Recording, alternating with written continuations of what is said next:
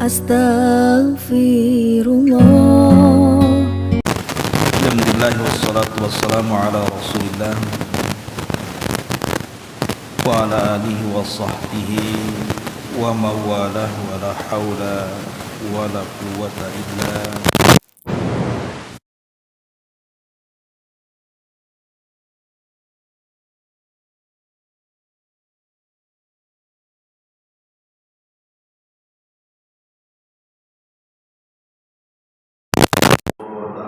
di Masjid Nidal ini. Dan pembahasan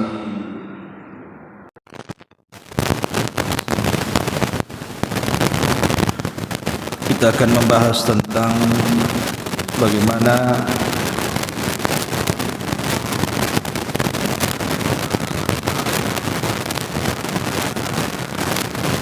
menghadapi bulan Dzulhijjah.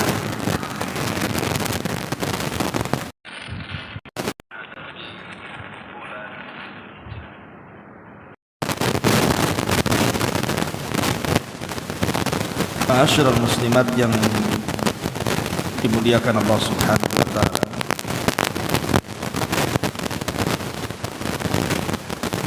Kita sedang berada di bulan Dzulqa'dah.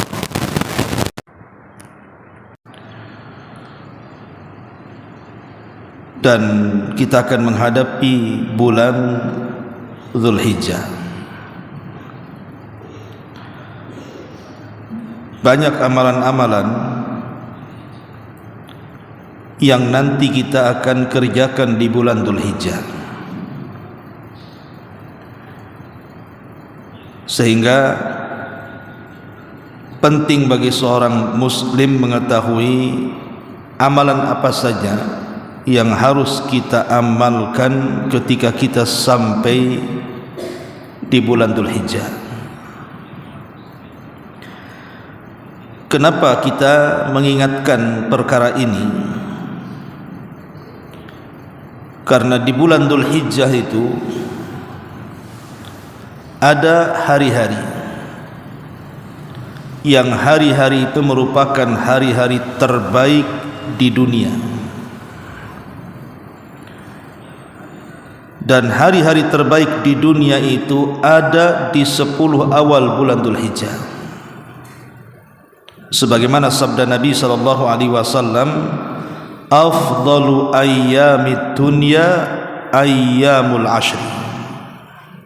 Seutama-utama hari di dunia ini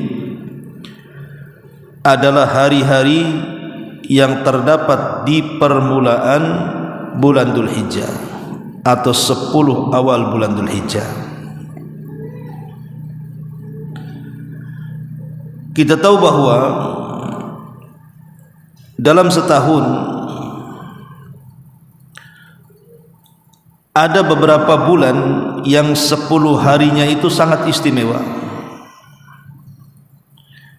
Pertama bulan Ramadan. Di sana ada 10 akhir bulan Ramadan. Dan itu sangat istimewa. Karena di 10 akhir Ramadan itulah turun malam Lailatul Qadar yang menentukan takdir kita setahun yang akan datang. Kemudian di sana ada bulan Muharram.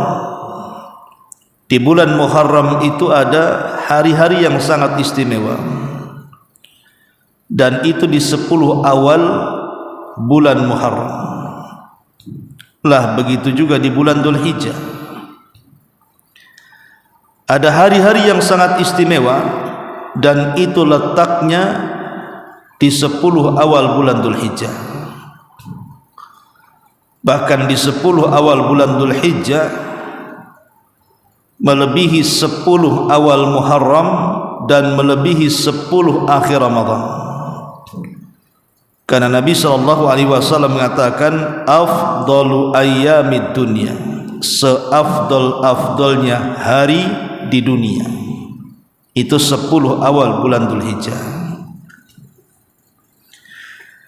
Makanya kita karena akan menghadapi bulan Dzulhijjah dan kita akan menghadapi 10 awalnya, maka seorang muslim sangat rugi kalau tidak memanfaatkan 10 awal bulan Dzulhijjah itu.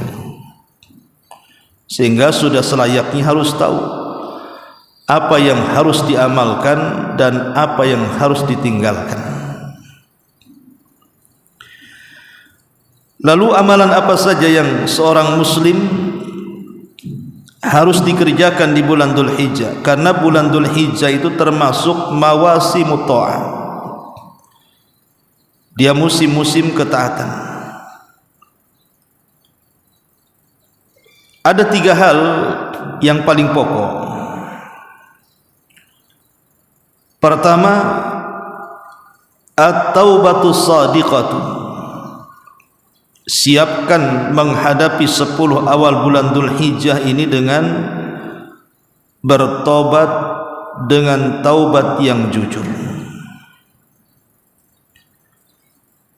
Di dalam Al-Qur'anul Karim Allah Subhanahu wa taala berfirman, "Wa tubu ilallahi jami'an ayyuhal mu'minun la'allakum tuflihun."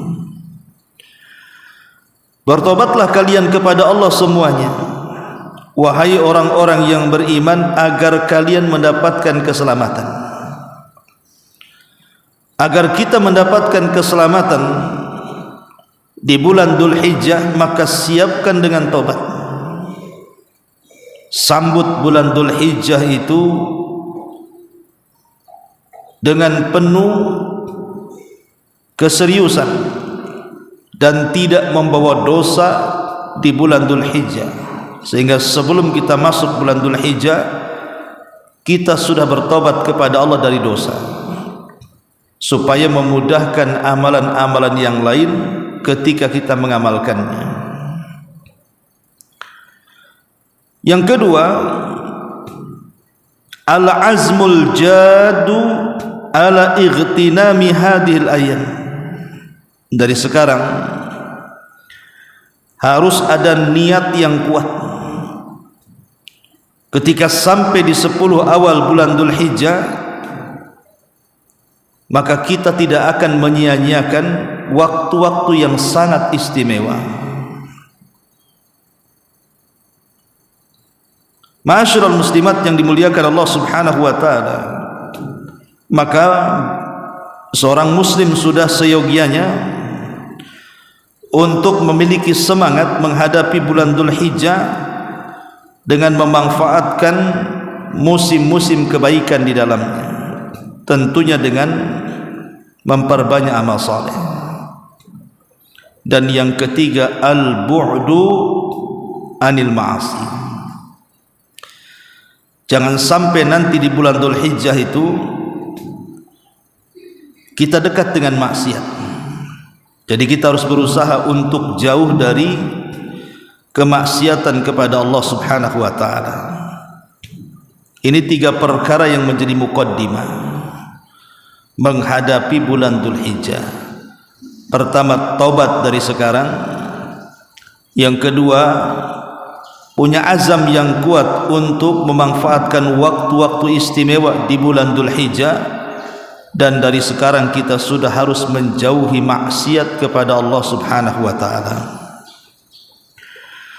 Ma'asyiral muslimat yang dimuliakan Allah Subhanahu wa taala, adapun keistimewaan bulan Dzulhijjah sendiri, sebelum kita bicara tentang amalan-amalan apa saja yang harus kita lakukan,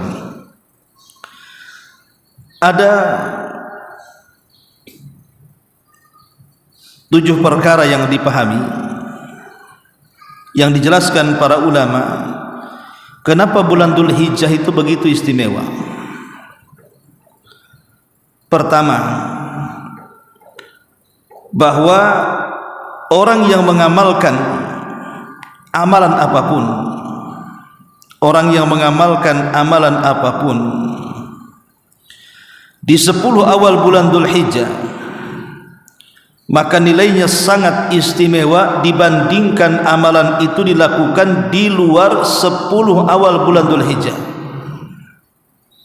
Jadi kalau ibu pada tanggal 1 Dzulhijjah sampai tanggal 10 Dzulhijjah.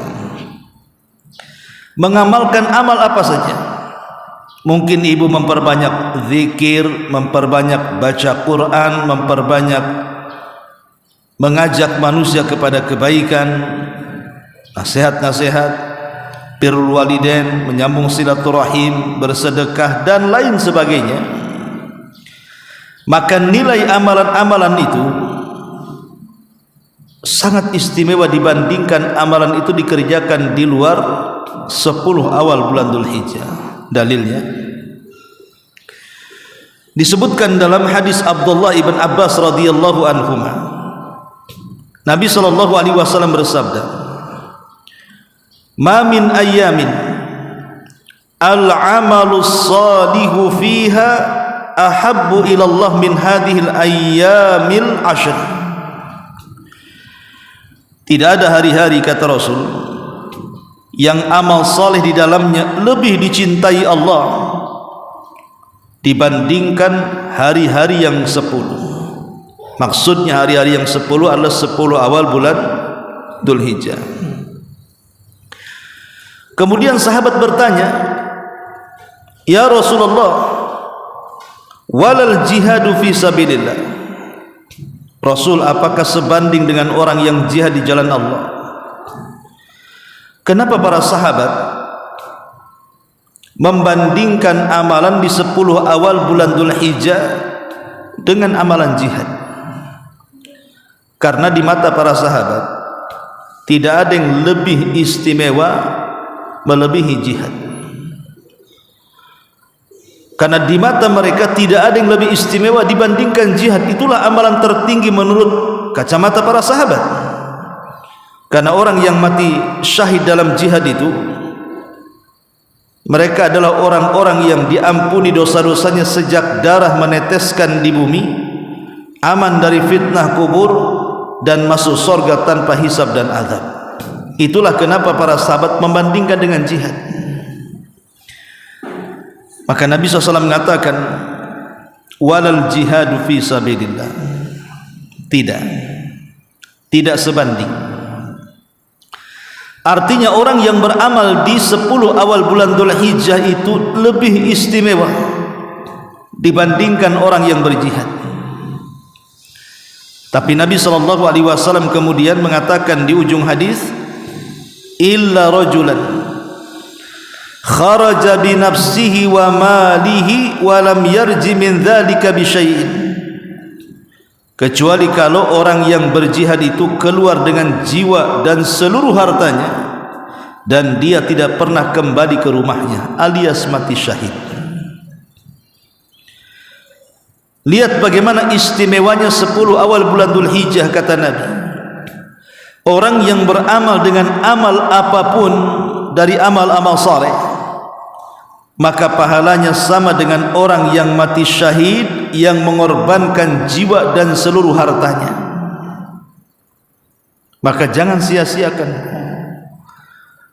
Di 10 awal bulan Dzulhijjah perbanyak zikir, karena pahala zikir sebanding dengan orang yang mati syahid.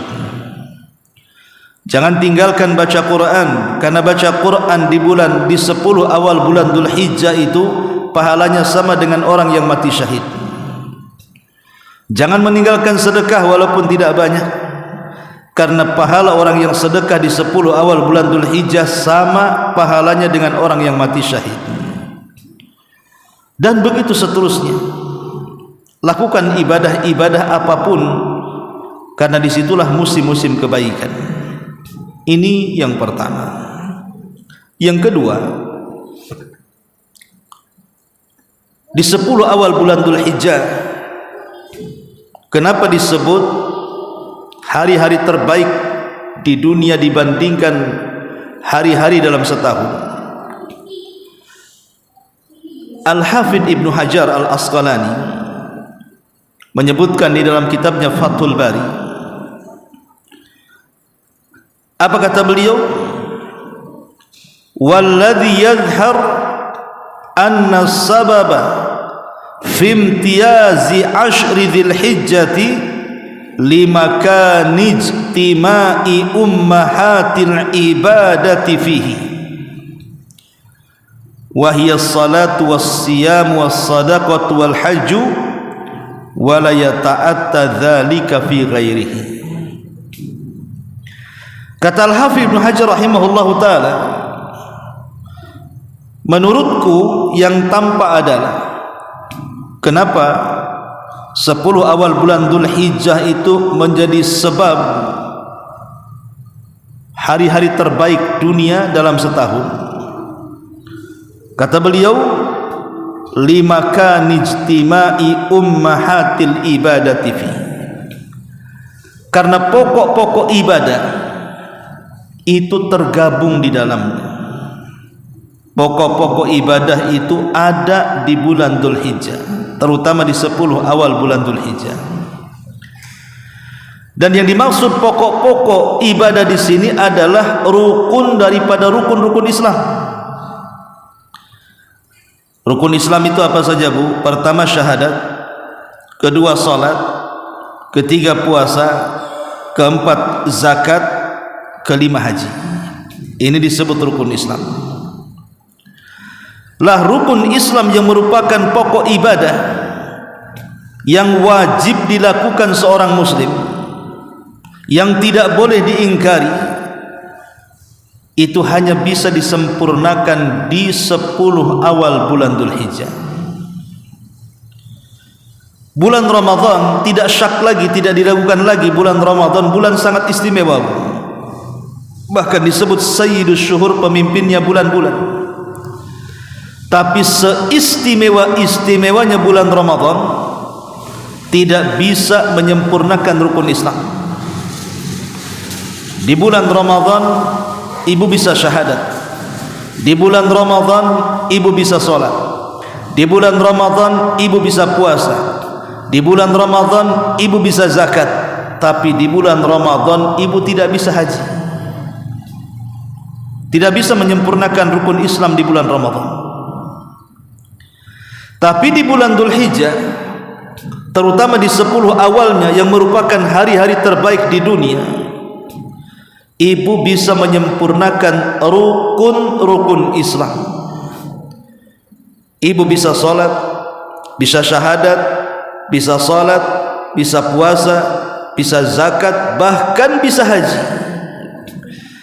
Itulah kata Al-Hafidz Ibnu Hajar rahimahullahu taala, kenapa 10 awal bulan Dzulhijjah itu menjadi hari-hari terbaik di dunia, karena terkumpul masdar daripada induk-induk ibadah, atau dengan kata lain terkumpul padanya rukun-rukun Islam yang 5. Ini yang kedua. Yang ketiga, kenapa 10 awal bulan Dzulhijjah ini dikatakan hari-hari terbaik di dunia? Karena di 10 awal bulan Dzulhijjah ini ada syariat yang tidak ada di bulan-bulan lainnya. Dalam 1 tahun 12 bulan, dari 12 bulan ini ada satu syariat di 10 awal bulan Dzulhijjah yang tidak berlaku di bulan-bulan yang lainnya.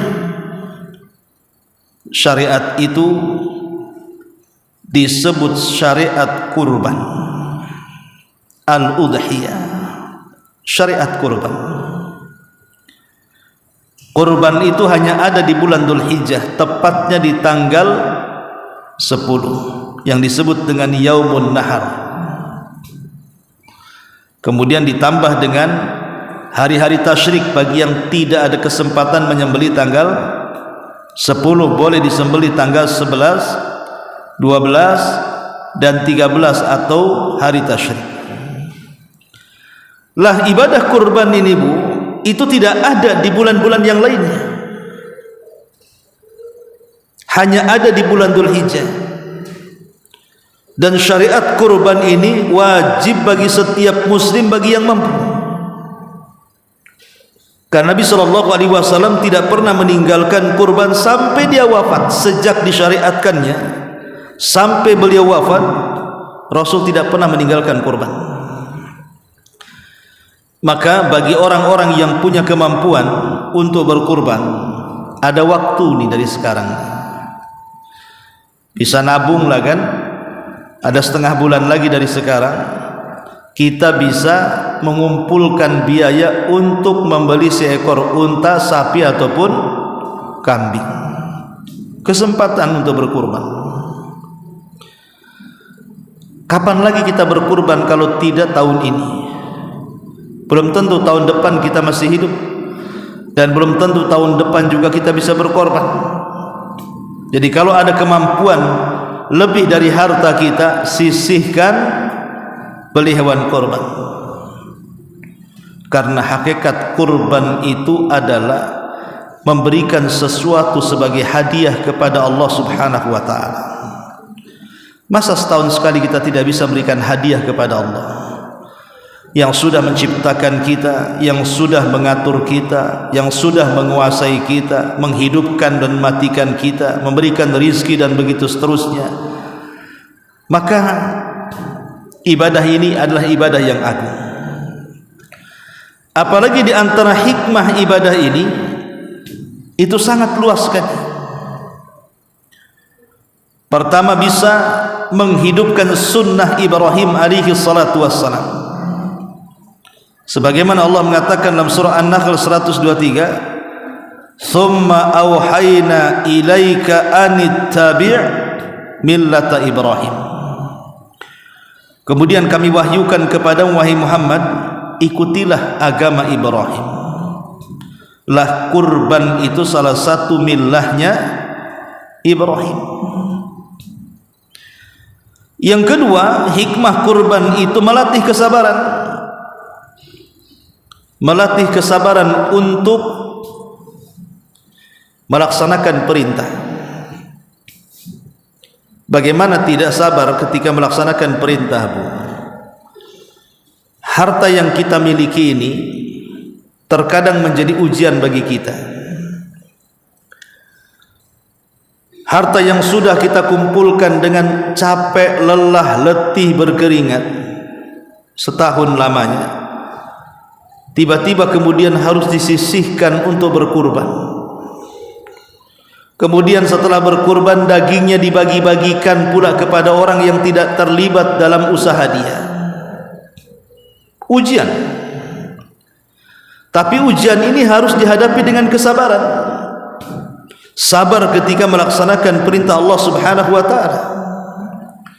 Sesabar Ibrahim ketika diperintahkan Allah untuk menyembelih putranya Ismail, maka Ibrahim pun sabar dan tetap menjalankan perintah itu walaupun yang disembelih adalah putranya.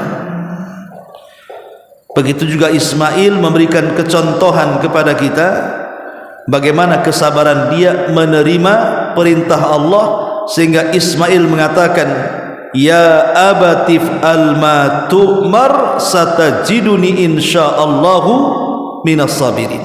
Wahai anakku, wahai ayahku, kalau ini perintah Allah lakukan saja, karena engkau akan mendapati aku termasuk hamba Allah yang sabar.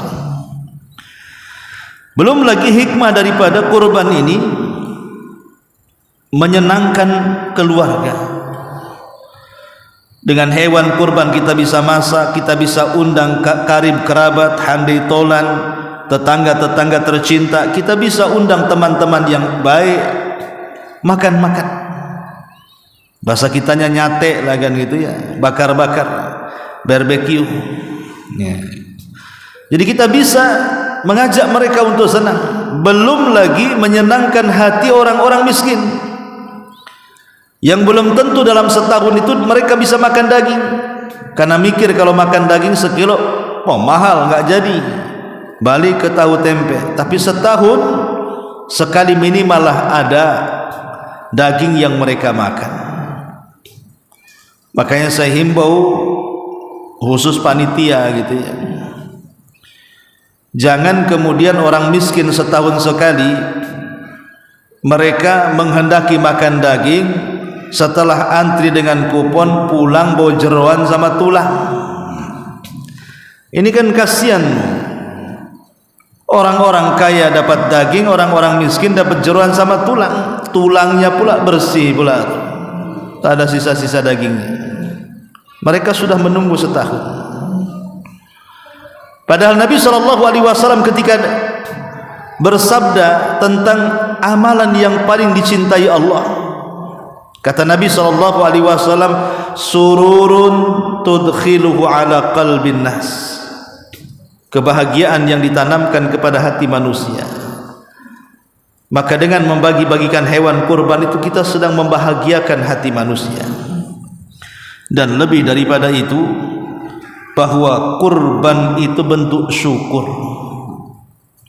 bentuk syukur yang Allah telah anugerahkan kepada kita begitu banyak nikmat.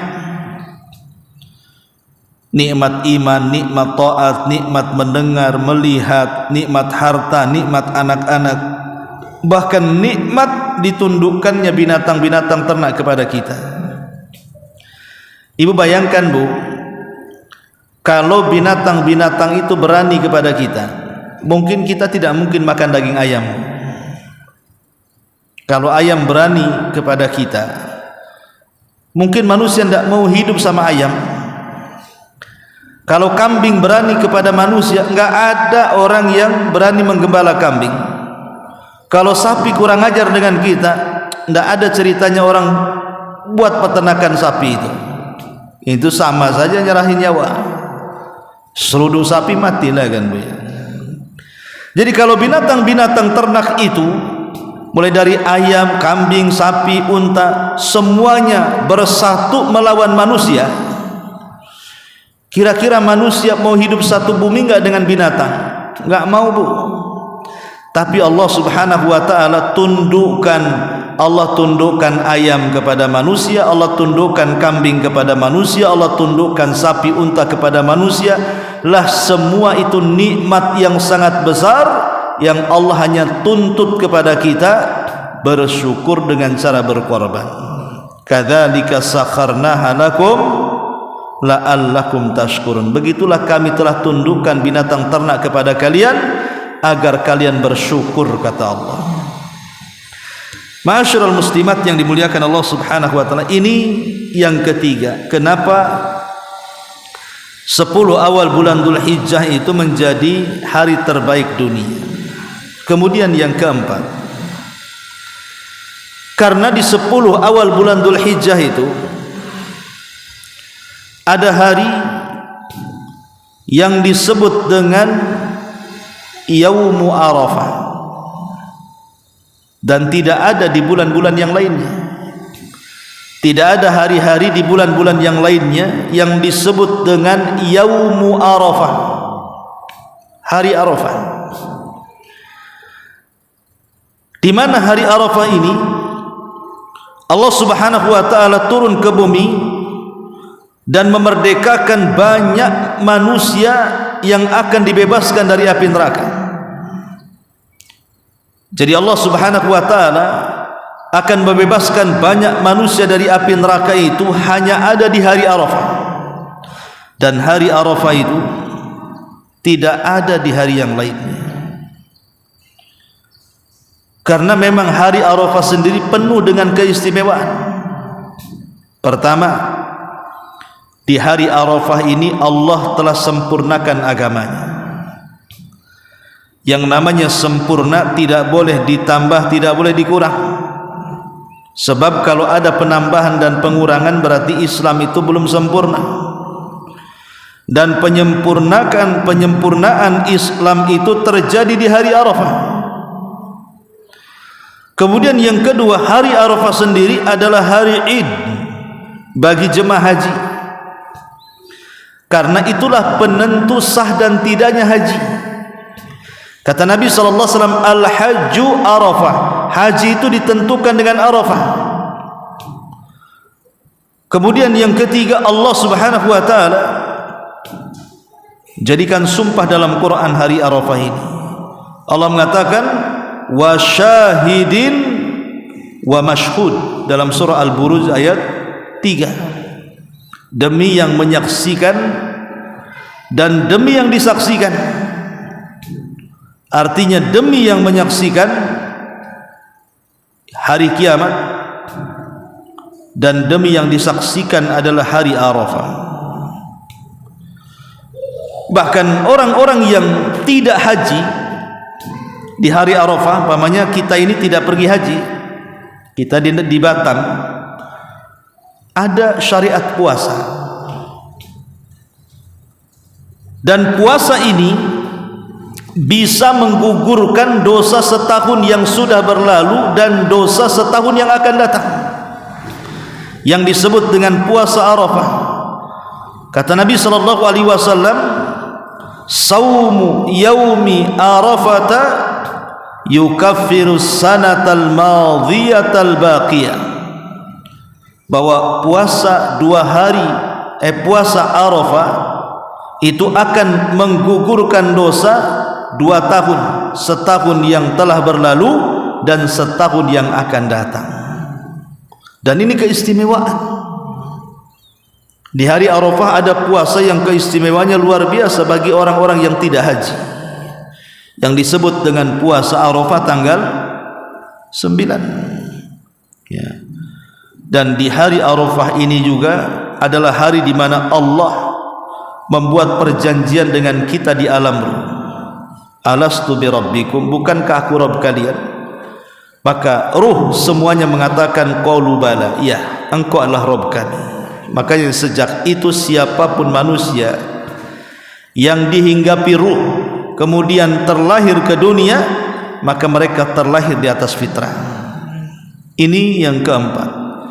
Kenapa 10 awal bulan Dzulhijjah ini menjadi hari terbaik dunia?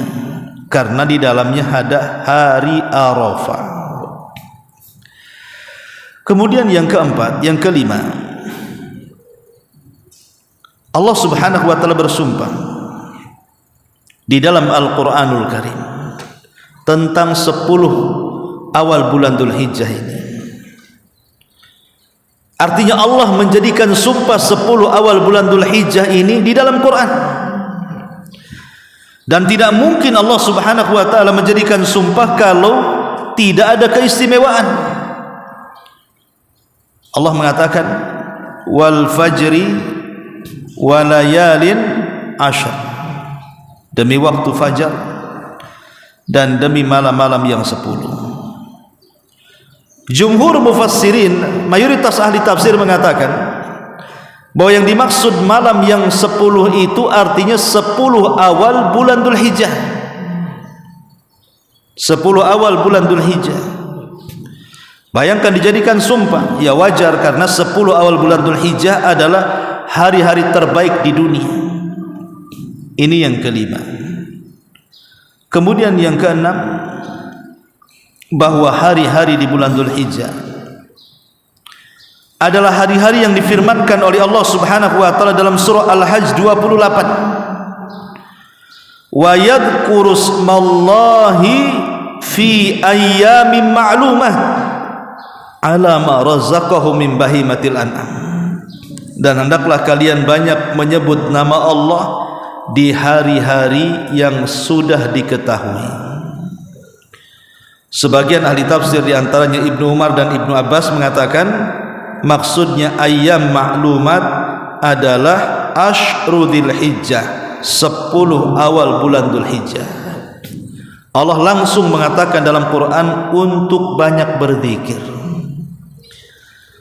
Makanya nanti pada tanggal 1 itu Bu, Ibu sudah disunahkan bertakbir, takbir mutlak. Karena kalau orang awam itu kan umumnya kalau takbiran itu kan biasanya malam Idul Adha saja atau malam Idul Fitri saja.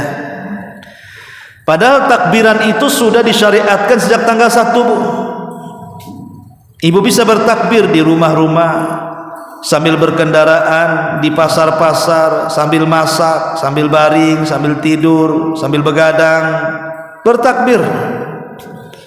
Allahu Akbar, Allahu Akbar, Allahu Akbar, Allahu Akbar, Allahu Akbar, Allahu Akbar, Allahu Akbar, la ilaha illallah, Allahu Akbar, Allahu Akbar, walillahil hamd.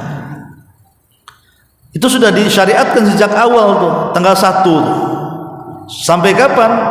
Sampai tanggal 13. Cuman di sana ada takbir mutlak, ada takbir muqayyad. Kalau di 3 hari tasyrik disebut takbir muqayyad karena dilakukan selepas sholat wajib saja. Tapi dari tanggal 1 sampai tanggal 10 disebut takbir mutlak, kapanpun kita bertakbir silahkan. Sampai-sampai sahabat Ibnu Umar itu mereka bertakbir di pasar-pasar Mina sampai menggema suaranya. Maka itu disyariatkan, karena itulah hari-hari terbaik dunia penuhi dengan zikir kepada Allah Subhanahu wa taala. Kemudian yang terakhir, bahwa Nabi sallallahu alaihi wasallam menganggap bahwa 10 awal bulan Dzulhijjah adalah hari-hari terbaik yang ada di permukaan bumi. Sebagaimana hadis yang tadi saya singgung di awal, afdalu ayyamid dunya ayyamul ashri. Seutama-utama hari di dunia adalah hari yang disebut dengan Ashru Dzulhijjah, 10 awal bulan Dzulhijjah. Ini 7 perkara yang harus dipahami. Kemudian perkara-perkara sunnah yang sangat-sangat ditekankan untuk dilakukan, atau amalan-amalan yang wajib ataupun yang sunnah yang sangat ditekankan untuk dilakukan di bulan Dzulhijjah. Pertama, ada'u manasikil haji wal umrah. Bagi orang yang punya kemampuan untuk haji umrah, berangkat.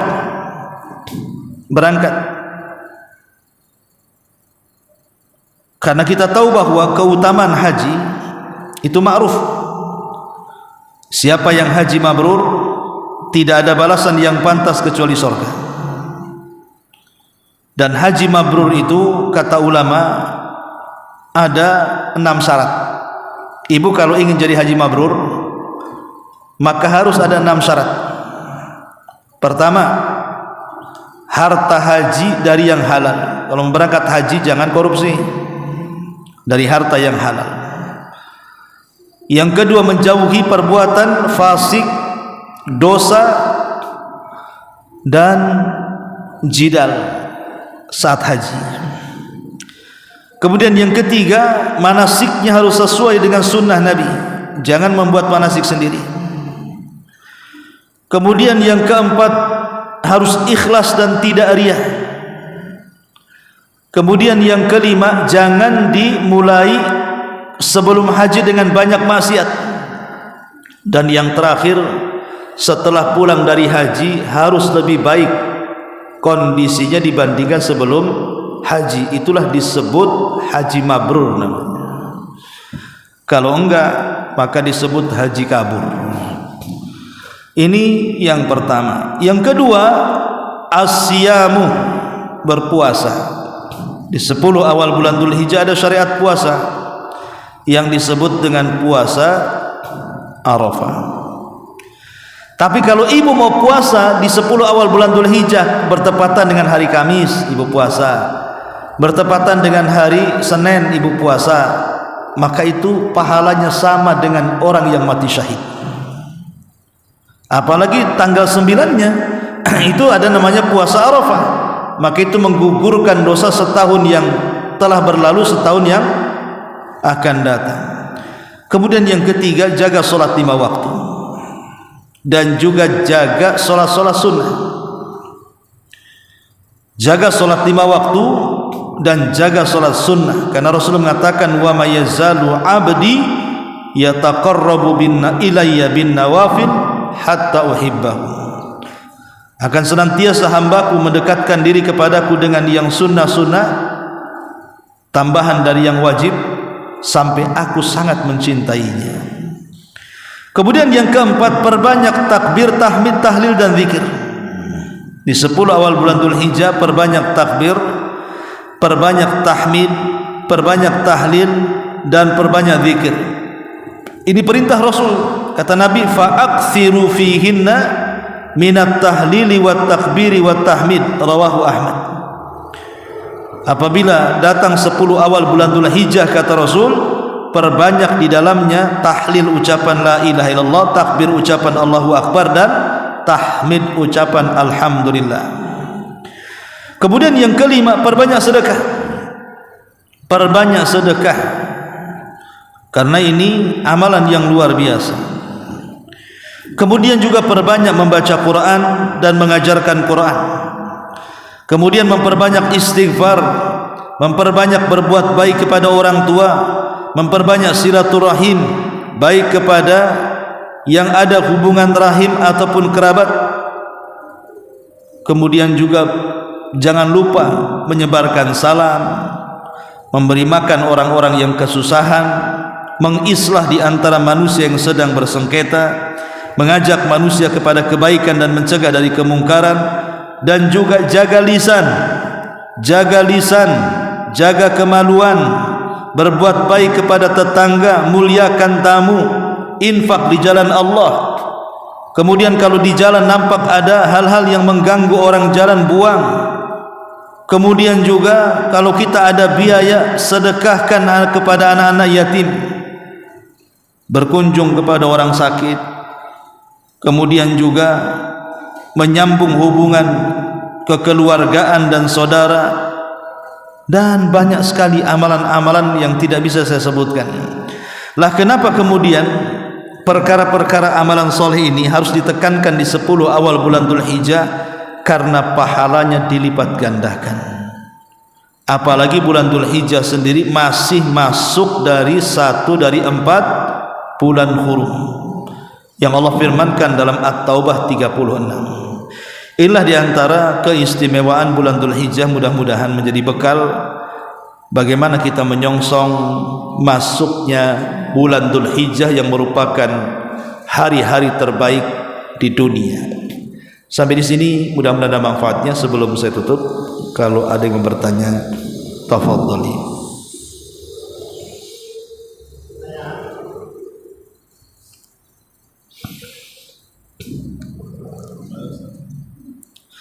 Baik, karena tidak ada, kita tutup dengan doa kafaratul majlis. Subhanakallahumma bihamdika asyhadu an la ilaha illa anta astaghfiruka wa atubu ilaik. Allahu ta'ala alam. Assalamualaikum warahmatullahi wabarakatuh.